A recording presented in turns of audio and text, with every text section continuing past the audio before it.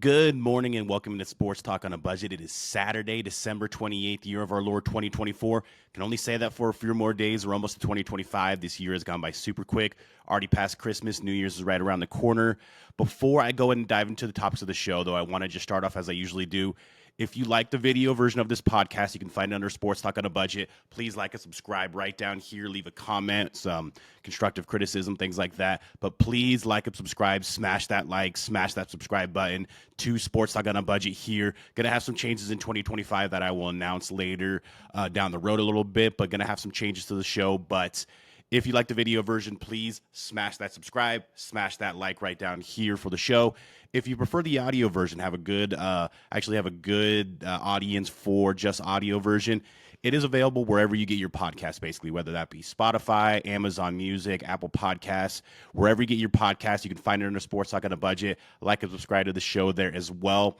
And before I get into the show, as you can see, I got my USC picture behind me, fight on, got the win last night, come back against Texas A&M. Yes, you're probably a little confused. I'm wearing Patriots gear. Patriots play in about an hour. USC behind me. I was born and raised in Southern California during the heyday. Pete Carroll, Troy Polamalu, Carson Palmer, Reggie Bush, Matt Leinart, Lendell White.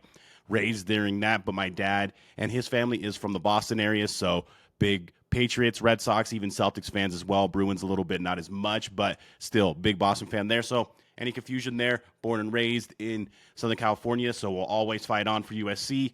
Family is from Boston, so go Patriots, go Sox, go Bruins, go Celtics, go all of that. But let's go ahead and look at the show today. It's going to be just about college football again. We have the the quarterfinals of the college football playoff coming up in a couple of days. One game on Tuesday. The other three games are on New Year's Day on Wednesday. And that is going to be the show today. I'm going to do my full breakdown of each game, give you my preview and picks for each game. With all that being said, let's go ahead and dive into the show. So as I mentioned, we're going to go ahead and break down all four quarterfinal games, give you my preview and my prediction for all four of those games. We're going to start with the game that's on Tuesday night, December 31st, and that is the 6th seed Penn State versus Boise State, and that is going to be in Arizona at the Fiesta Bowl. Now, this is the last game on Tuesday. There's some other bowl games, but this is the biggest game, of course. Right now, Penn State sits as an 11-point favorite in this game, even though they're technically the lower seed because Boise State got the first round bye, being one of the top 4 conference champions in the country. Keys to the game for me in this game is on the Boise State side.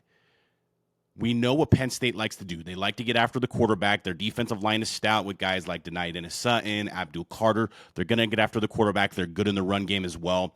Can Boise State get any firepower on the offensive side outside of their Heisman runner-up in Ashton Jeanty? That is the biggest question mark for me, because if you're Penn State, you're going into this game thinking if we stop or slow down Ashton Jeanty, we should win going away and go to the semifinals pretty easily. And that is going to be job number 1, 2, and 3 for this Penn State team and this Penn State defense. So can Maddox Madsen, the quarterback for Boise State, get anything going on the offensive side? Can he get that going for them, and can he be a threat to this team in the passing game and make Penn State pay a little bit more balance on the defensive side and not just load up the box to stop Ashton Jeanty, who has, of course, been one of the best players in the country. So that is a big key for me there.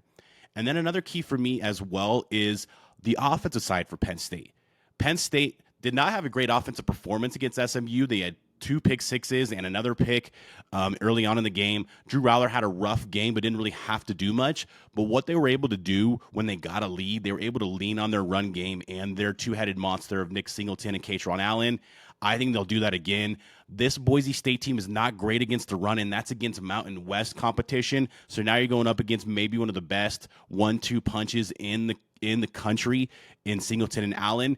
Does Penn State just take the ball out of Drew Aller's hands, because he was dicey in that he was great in the Big Ten championship game against Oregon, but he was dicey in that game against SMU, even though he didn't really have to be great because the game was at hand because of the quarterback play of SMU's quarterback, Kevin Jennings. But do they just run it down Boise State's throat all day? Because I think that's possible for them. I think that is totally there for them. Boise State hasn't seen a rushing attack like this since they played Oregon, and that was back when Oregon was kind of struggling on the offensive line.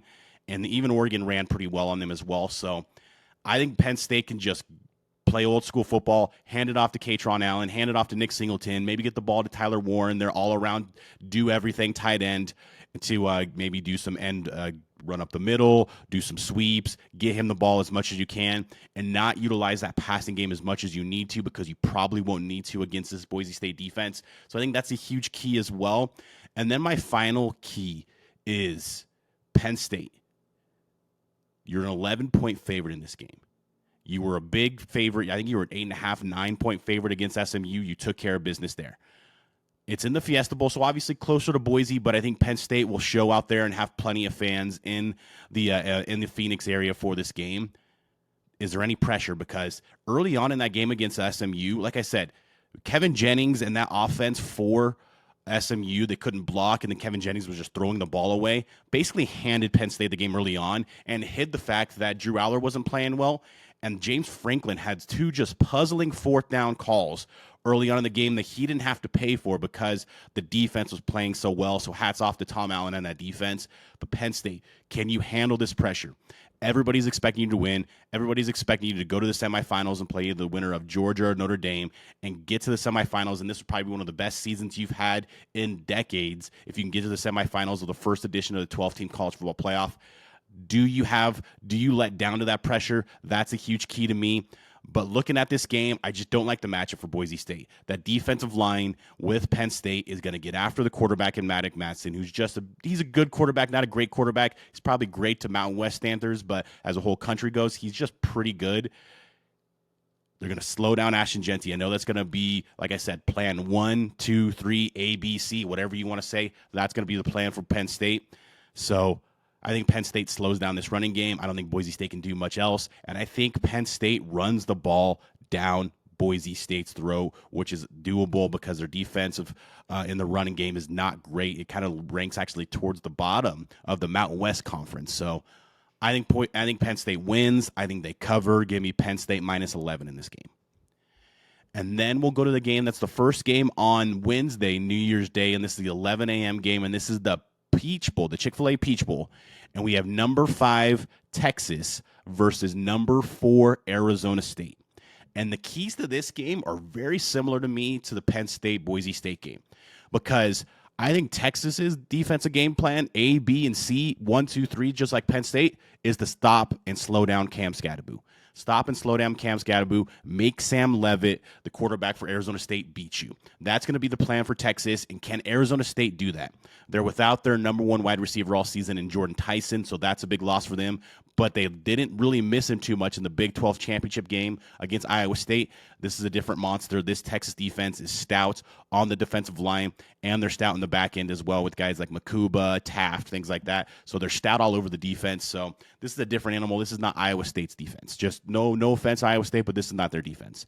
But can Arizona State have success on offense outside of Cam Skateboo?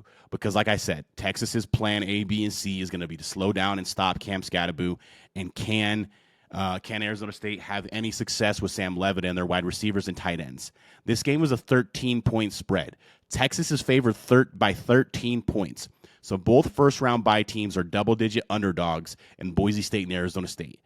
Texas on the offensive side, they've really established a good run game with a couple different running backs. I think they're going to lean on that really heavily. Arizona State's not great in the run, and they're not great in the red zone, but Texas is not great at capitalizing in the red zone either. So that's kind of a matchup to watch there as well. But does Texas just run the ball down their throat like I said Penn State should do against Boise State? Or does Quinn Ewers get it outside? Bond may be back for them on the outside. They have some other good wide receivers as well. What is kind of the game plan for Texas? I think the game plan should be, just like I said, Penn State's game plan should be against Boise State. Run the ball early, often, all day. Run the ball down their throat. I think that should be their game plan for this game. So I don't know with this game. This game is kind of interesting because Arizona State and Kenny Dillingham, I think, are going to throw the kitchen sink at Texas. There's not just going to be like, okay, we're going to lean on our best player in Cam Skateboo, who probably should have been in New York for the Heisman Trophy ceremony, finished 5th in the voting, actually, as well. We're not just going to lean on him. We're going to do trick plays. We're going to get Sam Leavitt on the outside running the ball. We're going to do all we can to win this game. So I think they're going to throw the kitchen sink at Texas. Is Texas prepared on this stage to win another big game? They got a home game against a Clemson team that was kind of punching above their weight class in round one. Now you got an Arizona State team that's definitely punching above their weight class. It's a neutral site in Georgia, so a hell of a lot closer to Texas than Arizona State. I expect there to be more of a Texas lean as far as fans and the crowd. But same with Penn State with James Franklin with Texas. Steve Sarkisian, a lot of pressure's been on him. Hasn't won a lot of big games in his early tenure at Texas. Has lost a lot of these big games outside of the Bama win, which was huge last year. Won your first-round playoff game. You're a big double-digit favorite in the second round of the college football playoff. Do you get a little tight? Do you kind of succumb to the pressure a little bit? And like I said, Arizona State, Kenny Dillingham, done a great job. Big 12 Coach of the Year. He was a runner. He was up for the College Football Coach of the Year, which went to Kirk Cignetti of Indiana. But like I said, I think Arizona State's going to pull out all the stops. They have nothing to lose here. This season is already a massive success for them. They were picked to finish last in the Big 12, and they win the Big 12 and get a first-round bye in the College Football Playoff. Massive, massive success for Arizona State.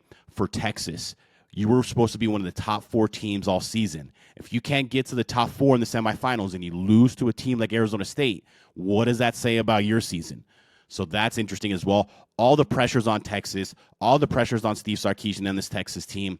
I think they win this game, but give me Arizona State to cover. I think Arizona State, like I said, just pulls out all the stop, throws the kitchen sink at Texas, keeps it close, maybe even a backdoor cover with Texas having a lead late in the fourth quarter.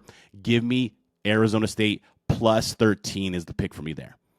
And then we'll get to the big game. This is the afternoon game, the Rose Bowl, the granddaddy of them all. This is number 1 Oregon versus number 8 Ohio State. Kind of your traditional Pac-12 Big Ten Rose Bowl. This is everything you wanted if you were the Rose Bowl. You wanted this matchup. This is huge. I expect probably about 30 million plus people to watch this game. This is going to be a big game. And Ohio State is actually the favorite in this game as the 8 seed. They're 2.5 point favorite. Now, looking at Ohio State has the highest ceiling of any team in this tournament. I don't care what anybody says. Ohio State has the highest ceiling of any team in this tournament. The performance that they had against Tennessee in that opening round is the ceiling for this Ohio State team. When they play like that, I don't think there's anybody in the country that can beat them. But the thing is, they don't play like that a lot. We watched the Michigan game. We watched the Nebraska game. We watched other games earlier in the season as well. They don't play like that. Penn State, even though they won on the road, they don't play to their kind of capabilities, to their ceiling all the time. And so when that happens, you have a team like Oregon, who I think is the most fundamentally sound and the most disciplined and just the best prepared team for this situation because Georgia's missing their quarterback. The best prepared team for this situation. Dan Lanning has done a great job. Oregon is not going to blink because you're Ohio State on the other side. They already beat you in the regular season at home. So they're not going to blink. They're in the Rose Bowl. It's not going to be too big of a moment for them. This is on Ohio State. Like I said, when Ohio State plays to their ceiling like they did in the opening round against Tennessee, they are the best team in the country. And it's really not all that close, to be honest with you. But we see them multiple times this season. Like I said, Michigan, Nebraska, even Penn State on the road. There was other games throughout the season as well where they kind of sputtered around but still got the victory. When they don't play to their ceiling, that is when they're vulnerable. And Oregon has the team that can get them out of their rhythm. What Ohio State wants to do is exactly what they did against Penn State, or against Tennessee. They want to get the ball on the to their playmakers on the outside, Jeremiah Smith, Emeka Ibuka, Carnell Tate, even get to the backs of the backfield and Judkins and Henderson. They want to get them the ball early and often because those guys are the best group of wide receivers and receiving threats in the entire country. So they want to get them the ball early and often. But the thing is, Oregon has good guys on the outside to cover those guys like they did in that first game in Eugene in October. So Oregon has the skill guys on the outside on the defensive side to now, you're not going to stay with guys like Jeremiah Smith and Emeka Ibuka, but you can slow them down a little bit, and your defensive line can get after Will Howard. We've seen when Will Howard gets hit and gets rattled, he has a tendency to get a little happy feet in the pocket, get a little tight, throw those interceptions. So that is a possibility as well. And then you look at the offensive side for Oregon. Dillon Gabriel, I think, is pretty convincingly the best quarterback in the college football playoff right now. And you have a two-headed monster on the outside in Tez Johnson and Evan Stewart that can rival what Ohio State has on the outside. And then they run the ball behind that stout offensive line that was up for the Joe Moore Award. They run the ball really well. And like I said, this Oregon team does not beat themselves. They just don't. They don't make mistakes. They're disciplined. They play hard. They play with intensity, just like their head coach in Dan Lanning. They play with that intensity that he brings every interview, every game, everything that he does. I feel like he eats breakfast and is intense with his eating of breakfast, Dan Lanning. I really like their coach there at Oregon. So Oregon's going to be able to score. That's not going to be a problem. Even though Ohio State has the top defensive team as far as points per game and yards per game in the country, Oregon's still going to get theirs like they did in the first game in October. To me, we're in the Rose Bowl. Oregon, like I said, is the team that doesn't beat themselves. Do we see repeat performances of their ceiling in Ohio State in back-to-back weeks? That's a big question mark as well. Oregon, I've said, going into the college football playoff throughout the season, I thought was the most impressive team all season. The only team to finish the season undefeated, 13-0. I think they get to 14-0. Give me Oregon to win, so of course they cover. Oregon plus 2.5 in this game wins and covers as well. And let's get to the final game, and that is going to be the All-State Sugar Bowl, and that is Georgia versus Notre Dame. And Georgia is a 2-point favorite in this game. Now, it's going to be Gunnar Stockton for Georgia. No Carson Beck. He's not going to be there for the playoffs. The shoulder injury has put him out for the college football playoffs. So that is a huge question mark there. But if you actually watch the SEC championship game, the offense was better when Gunnar Stockton was in the game. You got a little bit of tape if you're Notre Dame to see what Gunnar Stockton likes to do and what he does well, but you don't have a whole lot of tape. So is that kind of an advantage Notre Dame playing the backup quarterback, or advantage Georgia playing a quarterback that has had 3 weeks to prepare for this game? Because I'm pretty sure they were preparing for Notre Dame more than Indiana. They may not say that, but I believe that that's probably the case. 3 weeks to prepare for this game, 3 weeks to be the starting offensive quarterback, get all the starting offensive quarterback reps. So who's the advantage there? I kind of lean Notre Dame a little bit there because Gunnar Stockton came in that Texas game, played well, made some mistakes. Still a guy who was a 4-star recruit coming out of high school, top 150 player coming out of high school. So he was a guy with talent. It's not a walk-on like Stetson Bennett, who was great and won 2 national championships as the starting quarterback for Georgia. But still, he has talent. He got blown up in that game against Texas and somehow got up and still was good enough to win that game in overtime.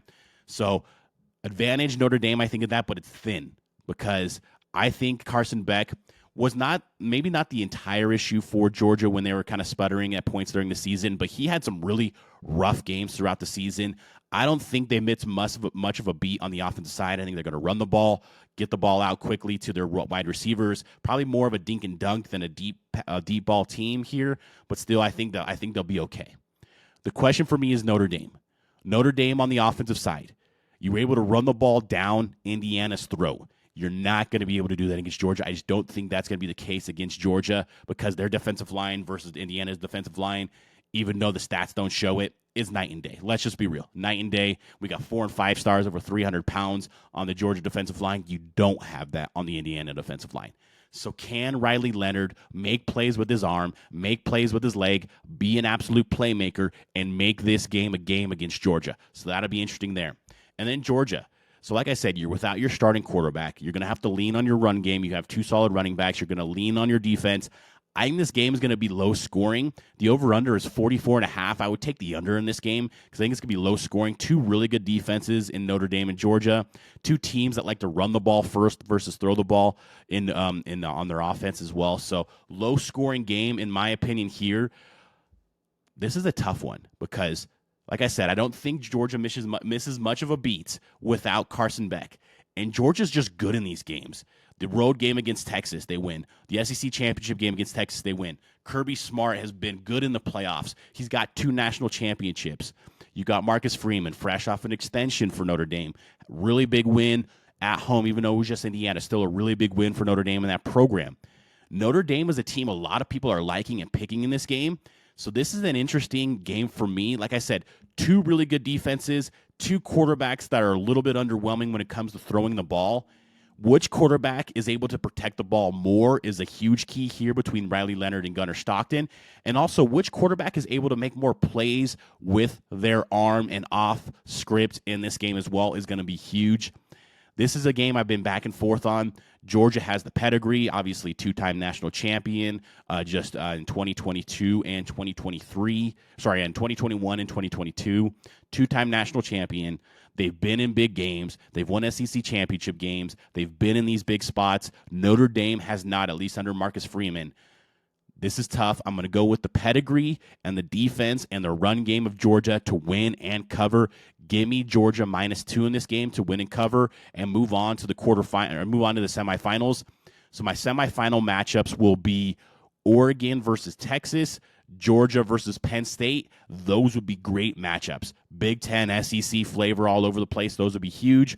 But that has been my picks and predictions for the college football playoff quarterfinals. Can't wait to watch these games. I think they're going to be good games. Potential blowouts in those first two games I talked about, but still, maybe they keep them closer than the experts. But either way, even if there is blowouts, let's not complain. This is better than what we've had for basically the entirety of college football. Let's not complain. Let's just celebrate the fact that we have a playoff like this, and we're going to have a champion at the end of this playoff that no one can dispute, in my opinion. But this has been my show. Of course, this is Sports Talk on a Budget. Please smash that subscribe and like button here on YouTube. If you're listening on the audio version, please like and subscribe on there as well. Spotify, Apple Podcasts, and Amazon Music. Thank you again for watching and listening, and have a happy new year. Merry Christmas if I haven't said that already, and have a great day.